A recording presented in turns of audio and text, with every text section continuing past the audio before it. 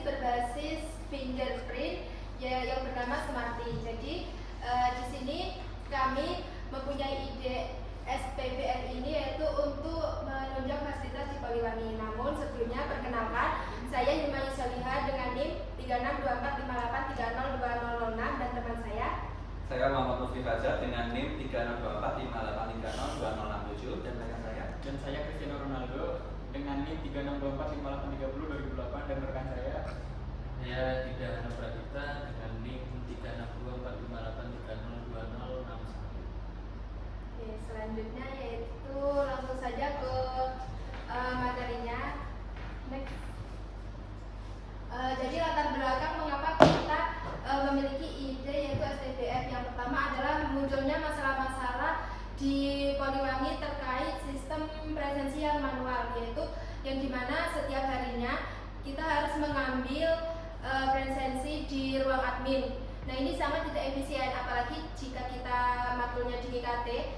Nah lalu harus mengambil presensinya di ruang admin pada saat cuaca yang buruk atau hujan itu pasti akan mempersulit seperti korlas maupun sekretaris. Lalu yang kedua adalah keterbatasan sistem lama yang dapat memicu ketidakjujuran mahasiswa yang menyebabkan manipulasi data. Contohnya mahasiswa yang sekarang tidak masuk bisa ditandatangani pada saat besoknya, pada saat masuk. Nah, itu merupakan kelemahan dari sistem presensi yang manual. Lalu selanjutnya yaitu kebutuhan transformasi digital yang dimana saat ini banyak sekali sudah berkembangnya teknologi yang semakin pesat, maka sudah saatnya Poliwangi ini harus bertransformasi mengenai sistem presensi dan meninggalkan sistem presensi yang manual yang saat ini digunakan. Next. Lalu tujuan kita merekomendasikan sistem ini yaitu yang pertama mempermudah mahasiswa untuk melakukan presensi, yang kedua mempermudah perekapan admin dengan data mahasiswa yang presensi secara real time itu admin dapat dengan mudah untuk merekamnya, lalu menghindari ketidakvalidan data seperti yang tadi data di presensi manual itu dapat dimanipulasi.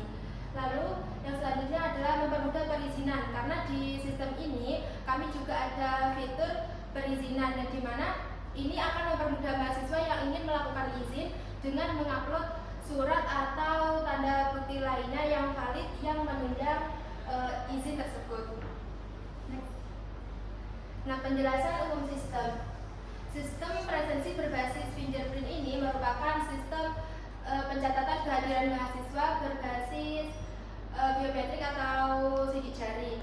Nah, untuk alur kerjanya sendiri yaitu pada saat mahasiswa presensi, mahasiswa melakukan scan sidik jari ke perangkat fingerprint, lalu perangkat fingerprint tersebut mengirimkan data berupa NIM dan nama yang akan dikirimkan ke server pusat. Lalu dari server pusat ini memvalidasi dengan database seperti jadwal matkul. Lalu untuk admin presensi sendiri akan login melalui sistem berbasis webnya, lalu dapat melihat data presensi secara real time. Lalu untuk perizinan sendiri itu mahasiswa login dari aplikasi mobilnya, lalu melakukan perizinan. Lalu dari sistem akan menyimpan data tersebut dengan status pending. Lalu untuk admin presensi dapat login juga, login ke berbasis webnya dan melihat data perizinan, lalu dapat memvalidasinya menjadi statusnya selesai. Selanjutnya manfaat. Nah, perlu pastinya dari penjelasan yang sebelumnya itu sudah ada gambaran nih manfaat dari sistem ini. Yang pertama, untuk mahasiswa sendiri dapat mempermudah presensi mahasiswa dan dapat mempermudah perizinan mahasiswa. Lalu untuk bagi admin sendiri yaitu admin presensi, admin tidak perlu melakukan perekapan secara manual karena sistem ini sudah include untuk merekap presensinya secara real time. Lalu bagi institusi yaitu data presensi mahasiswa tidak akan dimanipulasi datanya, dan ini merupakan mendukung konsistensi data dan kejujuran. Lanjut. Selanjutnya ruang lingkup sistem. Di sini tuh ada jenis user, beberapa jenis user, yaitu ada super administrator, child administrator, dan user biasa. Seperti yang bisa dilihat sendiri, ada IT system, admin akademik, admin presensi, dan user biasa. Lalu arsitektur sistem itu klien ke server sistemnya. Habis itu servernya itu berada di ruang IT Poliwangi dan terpusat ke database. Lalu feature frame-nya itu terhubung ke server. Untuk platformnya, web itu untuk admin dan mobile itu untuk mahasiswa atau mahasiswa itu sendiri.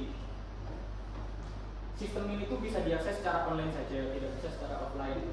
Dan juga ada data yang dikelola, data mahasiswanya seperti presensi, data mahasiswa tersebut, lalu ada data jadwal, dan juga ada informasi user dan hak akses untuk user tersebut. Hak akses role user, super administrator itu bisa melakukan segalanya karena ya kan bagi IT sistemnya. Lalu ada child administrator, dia tuh bisa read, update, delete untuk data-datanya seperti mengupdate presensi atau mendelete presensi gitu. Lalu ada administrator data, dia bisa men-check udah data. Lalu juga ada user biasa yang dia itu hanya bisa nge-read, create data presensi. Lalu ada read, create, dan delete untuk data perizinan. Fitur utamanya di sistem ini tuh ada login dan autentikasi seperti pada umumnya aplikasi, dan ada rekap presensi untuk merekap presensinya, mengolah data, manajemen mahasiswa atau mahasiswi, dan presensi fingerprint, manajemen jadwal, perizinan online, dan manajemen user. Untuk use case-nya kurang lebih seperti yang pernah digambar. Mahasiswa atau semua user diharuskan login dulu, lalu melakukan validasi user, dilakukan validasi user dulu sebelum melakukan login. Jadi divalidasi dulu nih, baru bisa login. Habis itu mahasiswa atau mahasiswi baru bisa menggunakan fitur utama aplikasi tersebut seperti melihat status izin, melihat presensi, melakukan perizinan secara online yang include harus mengirimkan foto dulu sebagai bukti atau video. Intinya mengupload video lah. Habis itu melakukan presensi fingerprint. Kalau untuk admin presensi sendiri, dia itu bisa melihat rekap presensi, habis itu memverifikasi izin yang include melihat detail izinnya. Gak mungkin dong kalau verifikasi tanpa lihat detail izin kan. Habis itu dia bisa ekspor laporan. Lalu ada admin akademik, dia itu bisa mengelola jadwal, mengelola mata kuliah, mengelola data mahasiswa atau mahasiswi, dikarenakan dia admin akademik. Habis itu ada admin sistem yang bisa melihat audit log, histori apa yang dilakukan oleh user-usernya itu. Habis itu bisa membackup atau restore database agar jika terjadi error atau kesalahan bisa di restore. Habis itu bisa mengelola konfigurasi sistem karena dia ini sistemnya. Habis itu mengelola user, mengelola role, kurang lebih seperti itu untuk use case-nya.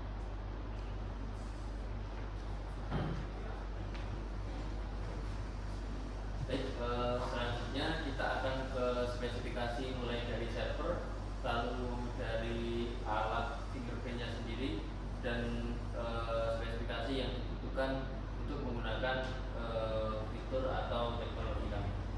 Yang pertama dari spesifikasi server, di sini OS-nya kita bisa menggunakan Linux. Untuk Linux-nya bisa memakai Linux yang stabil seperti Ubuntu atau Debian, atau mungkin seperti Alpine Linux yang tidak memakai GUI. Lalu yang kedua prosesor, ini membutuhkan quad-core atau lebih untuk membantu integrasi data serta memaksimalkan kecepatan server. Lalu ada storage, yaitu membutuhkan storage yang lebih dari 512 GB untuk memaksimalkan penyimpanan data akademik. Lalu ada database bisa menggunakan PostgreSQL atau MariaDB karena untuk kemudahan fiturnya, kemudahan SQL yang mungkin rumit secara Lalu untuk web servernya bisa menggunakan Nginx yang lebih ringan, cepat dan cocok untuk kebutuhan teknologi berikut. Lalu ada API.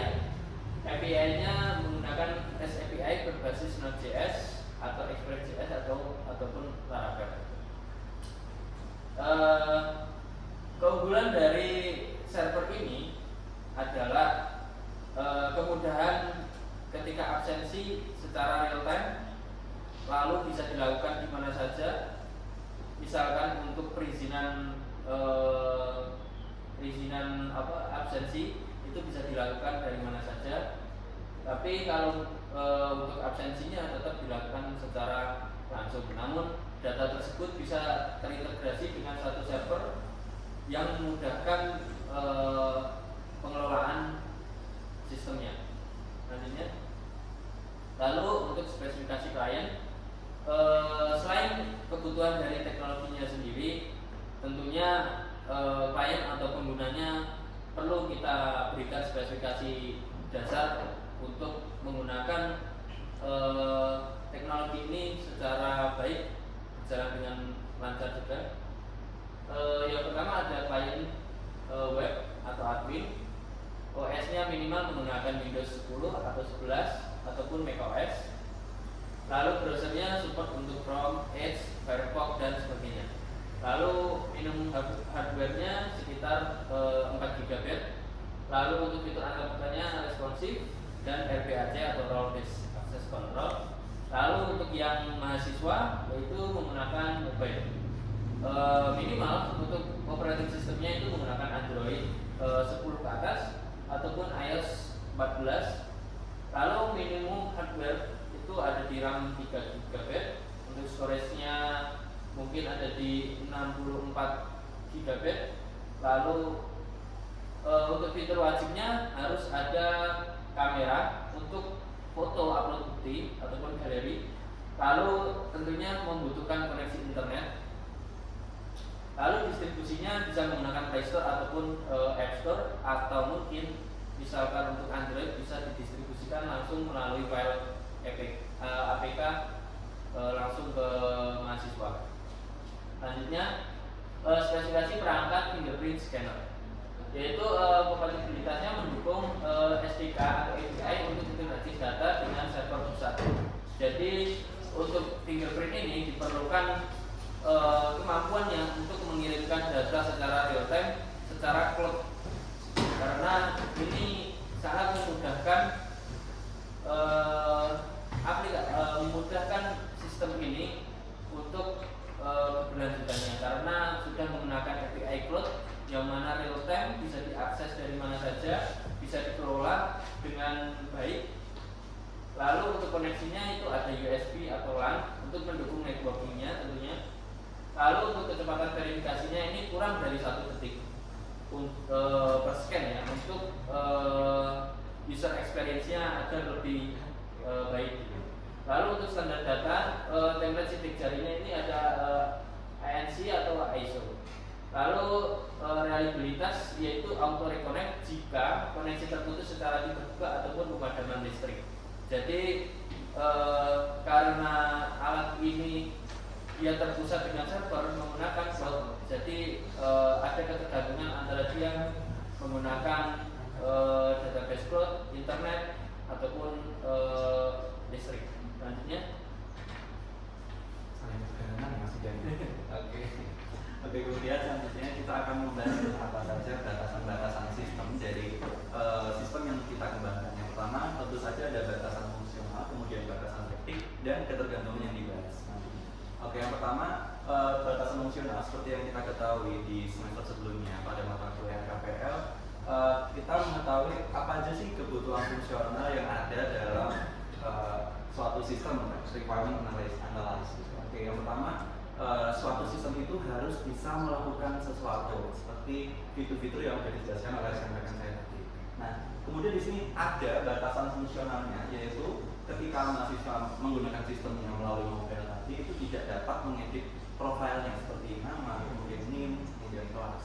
Nah, kemudian sistem ini hanya mencatat presensi yang tidak termasuk dengan dosen seperti itu. Kemudian Kemudian aplikasi mobile ini hanya untuk melihat presensi dan mengajukan izin seperti mengajukan tadi berupa video dan foto, tidak untuk presensi fingerprint karena untuk presensi fingerprintnya yang disediakan oleh fisik di kampus. Kemudian untuk batasan teknisnya, sistem ini hanya berjalan online yang dimana dijelaskan oleh rekan saya tadi itu yang tergantung database cloud tadi itu.